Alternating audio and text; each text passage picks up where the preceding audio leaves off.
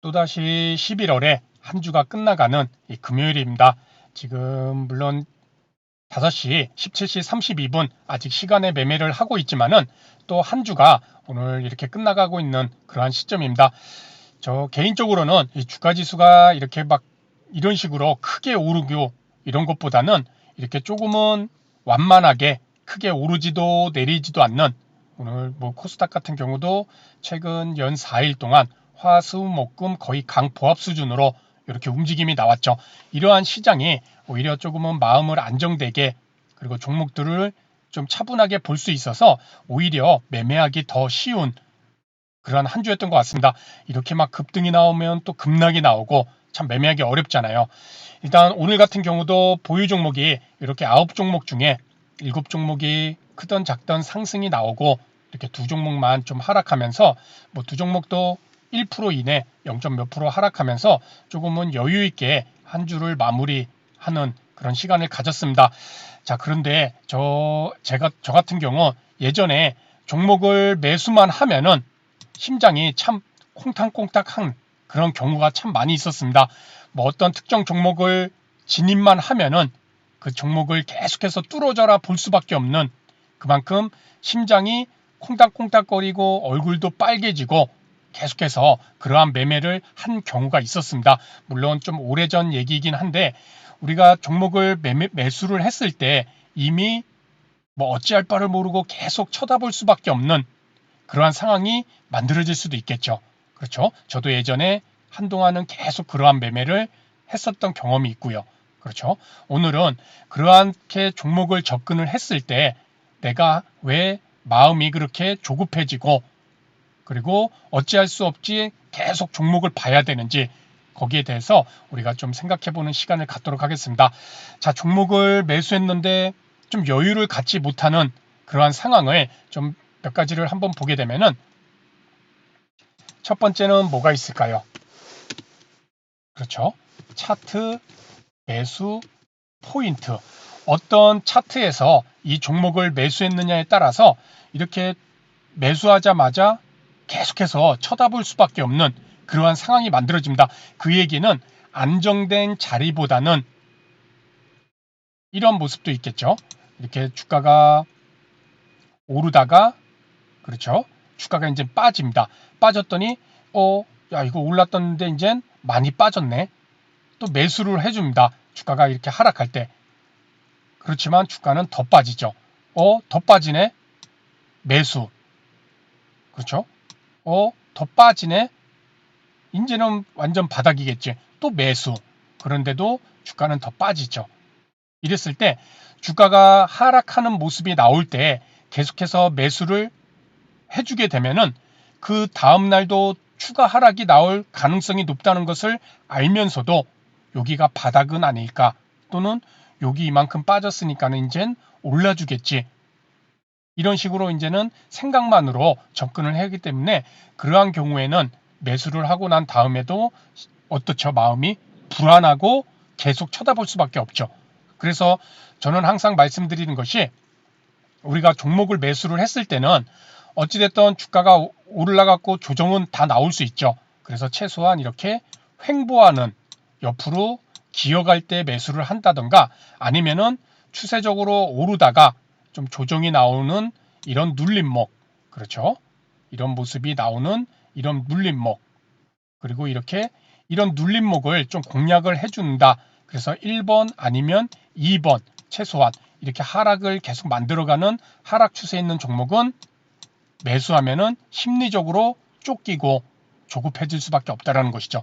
불안하고 잠도 안 오고. 그래서 첫 번째는 이렇게 차트 매수 포인트가 내가 어디서 매수했느냐, 그렇죠? 이런 추세적인 관점에서 봤고, 두 번째 차트적인 모습에서는 주가가 막 이렇게 오르고 있습니다.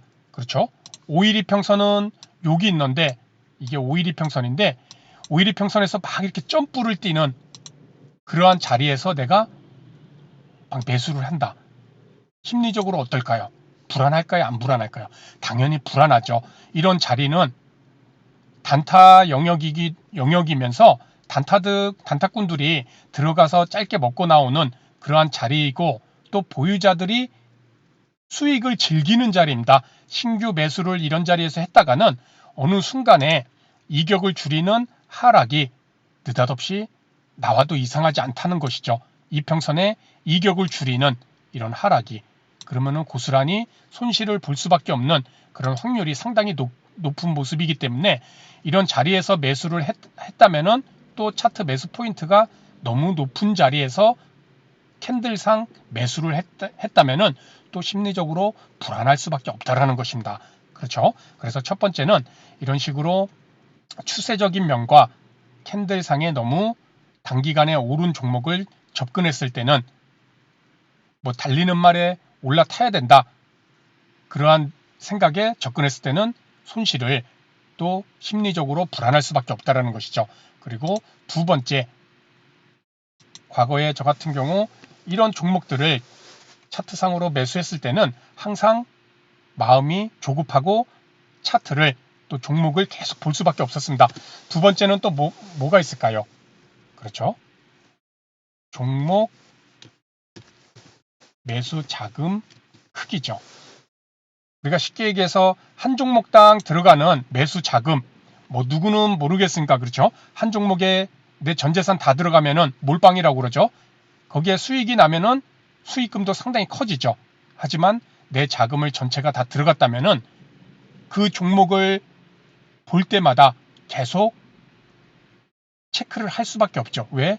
자금이 너무나 크기 때문에. 그렇죠. 그래서 이런 분산 투자를 통해서 매수를 하게 되면은 상당히 여유 있는 매매를 할 수가 있는데 종목에 대해서 단기간에 조급한 마음에 단기간에 빠른 큰 수익을 얻기 위해서 몰빵이나 또는 비중 자체를 너무나 크게 하다 보면은 종목을 매수하고 나서 심장은 콩닥콩닥 할 수밖에 없다라는 것이죠. 그리고 세 번째 또 뭐가 있을까요? 이거는 저의 과거의 얘기인 것을 함께 우리가 생각해 보고 있는 것입니다. 자금의 성격입니다. 자, 우리가 주식을 매수했을 때 자금의 성격, 무엇을 얘기해? 내가 갖고 있는 나의 고스란히 여유금, 예수금만으로 종목을 접근하는가? 아니면은 레버리지, 신용 또는 미수를 통해서 종목을 매수했는가? 당연히 신용과 미수를 사용하면, 특히 미수 같은 경우는 우리가 바로 다다음 날까지 자금을 갚아야 되잖아요. 그렇다 보니 그러한 미수로 종목을 매수하면은 무조건 그 종목을 계속 주시할 수밖에 없고 심리적으로 압박을 느낄 수밖에 없습니다. 신용도 물론 기간은 길지만은 내가 가지고 있는 자금 이상의 큰 자금이 들어갔고, 그렇죠? 거기다가 또 뭐 은행이 금융권이나 어디로부터 대출을 받아서 주식 투자하는 그런 자금으로 사용했을 때 이러한 자금의 성격들의 종목들은 내가 종목을 접근했을 때도 심리적으로 불안할 수밖에 없는 그러한 자금일 수밖에 없다는 것입니다. 그래서 자금의 성격도 우리가 종목을 매수해서 불안하게 만드는 하나의 요인이 될 수가 있는 것이고, 네 번째는 매수 시점 시장이라는 것은 주가지수죠. 시장의 흐름 어떠한가? 그렇죠? 제가 처음에 차라리 지금 시장처럼 이렇게 크게 오르지도 내리지도 않는 이런 시장이 마음 편하게 매매를 할 수 있다라고 말씀을 드렸는데, 이 네 번째는 매수 시점의 시장, 주가지수, 코스피와 코스닥, 그렇죠? 그것이 어떤 흐름에 있냐? 이렇게 계속 하락 추세를 만들어가는 모습 속에서 종목을 매수했다면은 다음날 매수하자마자 바로 불안해지잖아요. 그렇죠? 반대로 이렇게 상승이 만들고 눌려주고 또 뭐 상승이 만들고 또는 옆으로 아까 여기 우리 종목의 차트 추세를 얘기했을 때처럼 횡보하는 데서는 마음이 편하죠. 그렇죠? 뭐 상승하다 눌림목도 괜찮고. 그런데 이렇게 계속 하락하는 모습에 여기처럼 하락하는 모습에서 주가지수도 마찬가지입니다. 지수가 받쳐줘야 우리가 종목을 매수해서 수익을 낼 수 있는 확률이 높잖아요.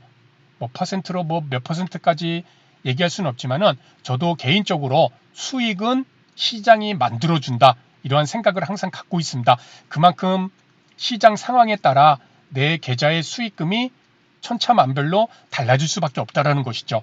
그래서 이렇게 매수 시점에 시장이 하락에 있는 시장에서 이제 주가 지수가 이제 더 이상 빠지지 않겠구나. 이런 예측 매매를 했다가는 종목을 매수하자마자 그대로 또 마음이 불안해질 수밖에 없다라는 것입니다. 그렇죠? 그래서 우선은 제 경험상에 종목을 매수하고 심리적으로 상당히 불안했던 그런 가장 큰 4가지 경우를 이렇게 한번 말씀을 드렸는데, 첫 번째는 뭐니 해도 종목의 매수 포인트, 그렇죠? 캔들상에 너무 많이 오른 종목은 아닌가, 또는 추세는 어떠한 모습의 종목인가, 거기에 따라 우리 심리적으로 휘둘릴 수 있느냐, 또는 안정감을 갖고 매매를 할 수 있느냐, 거기에 차이점이 있을 수 있고, 또 매수 자금의 크기, 또 자금의 성격, 그리고 진입한 시장의 모습, 이 4가지가 우리가 종목을 매수했을 때 안정적으로 종목을 좀 여유를 갖고 할 수 있느냐, 아니면은 계속 쫓기면 매매를 할 수밖에 없느냐, 그것을 결정짓는 그런 가장 큰 4가지 조건이 아닌가, 이러한 생각을 해봅니다. 항상 분산 투자, 몰빵해서 큰 수익 내는 거 어느 누구도 원하고 다 알고 있을 것입니다. 하지만 그것은 수익성만 바라본 그런 매매고, 항상 위험 관리도 함께 해주면서 그렇게 했을 때 심리적 여유를 분명히 가질 수 있고, 요 4가지를 우리가 얼마만큼 잘 컨트롤하느냐에 따라서 시장과 종목을 얼마만큼 여유 있게 볼 수 있는지 결정이 될 수 있으리라 생각됩니다. 그래서 오늘 내용은 여기서 마치도록 하고요. 다음 시간에 더 좋은 내용으로 인사를 드리도록 하겠습니다. 감사합니다.